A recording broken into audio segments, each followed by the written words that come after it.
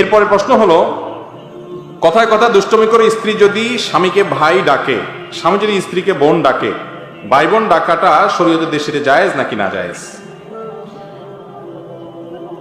আমাদের সমাজে মহব্বতের চোটে আমরা যে আরো কত কিছু করি, অনেকে এই কাম করে যে স্বামী তার স্ত্রীকে কি বলে, বোন ডাকে, আবার স্ত্রী তার স্বামীকে ভাই ডাকে। আবু দাউদের এক হাদিস থেকে আমরা জানতে পারি যে এক ব্যক্তি নবী করিম সাল্লাল্লাহু আলাইহি সাল্লামের যুগে তার সময় এরকম, তিনি পুরুষ ছিলেন, তার স্ত্রীকে তিনি বোন ডেকেছেন, হে বোন আমার, এরকম বলেছেন। তো এই ডাক শুনে নবী করিম সাল্লাল্লাহু আলাইহি সাল্লাম তাকে নিষেধ করেছেন যে এভাবে ডাকবা না। অতএব স্বামী স্ত্রী একে অন্যকে কি ডাকবে না, ভাই বোন বলে ডাকবে। যদি সন্তান থাকে তাহলে অমুকের বাপ অমুকের মা বলবে। কথার কথা ছেলের নাম আব্দুল্লাহ, তাহলে স্বামী তার স্ত্রীকে বলবে আব্দুল্লাহর মা, আর স্ত্রী তার স্বামীকে বলবে কার বাপ, আব্দুল্লাহর বাপ। এটা হলো শ্রদ্ধা দেখানোর সবচেয়ে উত্তম এবং সাহাবীদের সুন্নাহ এটা। আর অন্য কোনো উপায়ে তো ডাকতে পারেন। আমাদের দেশে আপনার সাধারণত গ্রাম দেশে দেখা যায় এখনো মা চাচিদের মধ্যে এই প্রচলন আছে যে মুরব্বীদেরকে স্বামীদেরকে ডাকার সময় কি বলে, ওগো ওয়া, যেটা আমি বলে ওয়া, ওগো বা অমুক বা শুনছেননি, মানে কিছু একটা ইঙ্গিত দিয়া বলে। তো নাম ধরা যায় যাচ্ছে কিনা সেটা আরেক বিষয়। নাম ধরা হাদিসের আলোকে কোনো নিষেধ বিষয় না, কিন্তু কোনো সমাজে বড়দেরকে নাম ধরাটা যদি বেয়াদবি মনে হয়, অসম্মান মনে হয়, তাহলে সেটা অবশ্যই করবে না। এটা ওর উপর নির্ভর করবে, প্রচলনের উপর নির্ভর করবে। কিন্তু খোলাসা কথা হলো স্বামী স্ত্রী একে অন্যকে ভাই বা বোন বলে ডাকবে না, ডাকা উচিত না। কিন্তু যদি ডাকে এর কারণে যে আবার বিবাহ ভেঙে যাবে ব্যাপারটা সেরকমও না, এরকম করা উচিত না, করলে বিবাহ ভাঙবে না। এরপর প্রশ্ন হলো, যে কোনো অনুষ্ঠানে বিয়ে, বার্থডে, মিলাদ ইত্যাদিতে বাইরের গেটের সামনে চেয়ার টেবিল বসিয়ে অতিথি থেকে টাকা বা উপহার নেওয়া সম্পর্কে শরীয়তের বিধান কি? এ সম্পর্কে আমরা বিভিন্ন সময় বলেছি ভাই। দাওয়াত দিয়া মানুষকে, বিয়ের দাওয়াত দিলেন, আকিকার দাওয়াত দিলেন, খাতনা হলো বাচ্চার সেটার অনুষ্ঠান করে দাওয়াত দিলেন, বা আরো যত দাওয়াত আছে, এসব দাওয়াত দিয়ে এরপরে গেটে চেয়ার টেবিল দিয়ে খাতা কলম নিয়ে একজন লোক বসায় দিলেন যে দাওয়াত খাইতে আসছেন, কি আনছেন আগে দিয়ে যান। এটাকে আমি সবসময় বলি, এটা হলো ভদ্র বেশে ডাকাতি, চুরি না। চুরি কিন্তু না, এটাকে চুরি বলা যায়। চুরিটা হয় গোপনে, চুরিটা হয় কি গোপনে। আপনি চেয়ার টেবিল বসিয়ে খাওয়ার দাওয়াত দিছেন, আপনি তো বলেন নাই যে এটা রেস্টুরেন্ট, টাকার বিনিময়ে রেস্ট, এটা তো বলেন নাই।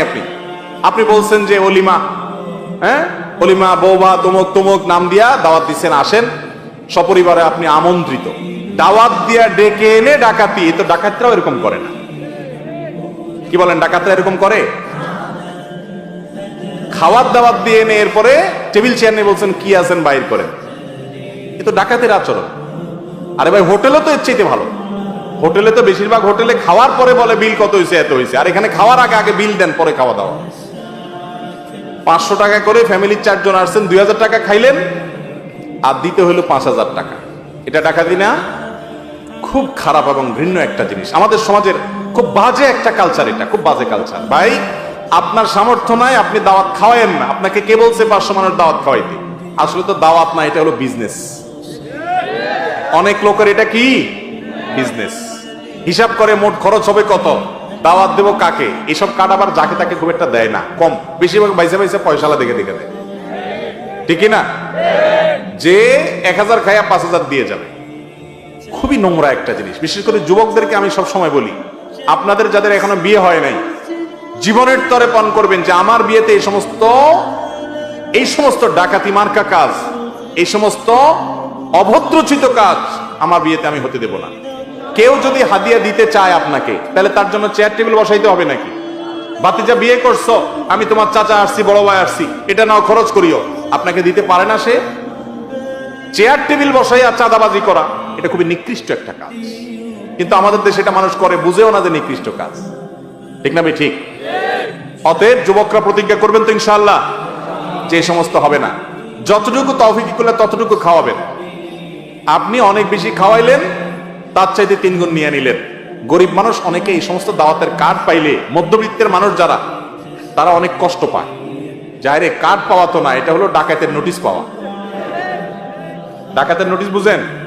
আগের যুগে না, এক সময় আমরা ছোটবেলায় শুনতাম ডাকাতরা চিঠি দিত, ছিল না আপনাদের এলাকায়? ডাকাতরা চিঠি দিত না? চিঠি দিয়া ডাকাতি হইতো। এখন ওই ভার্সনটা আর একটু ভদ্রভাবে হয়তো চালু হয়েছে আমাদের সমাজে, যে বিয়ে উপলক্ষে অমুকের বৌভাত, অমুকের অলিমা, আপনার সপরিবারের দাওয়াত, তার মানে আপনি আসেন, খবর আছে, কি আছে নিয়ে আসেন, গেটে নেওয়া হবে। তাহলে এটা তো বিয়ের কার্ড না, এটা তো নোটিশ দিয়ে ডাকাতি করে।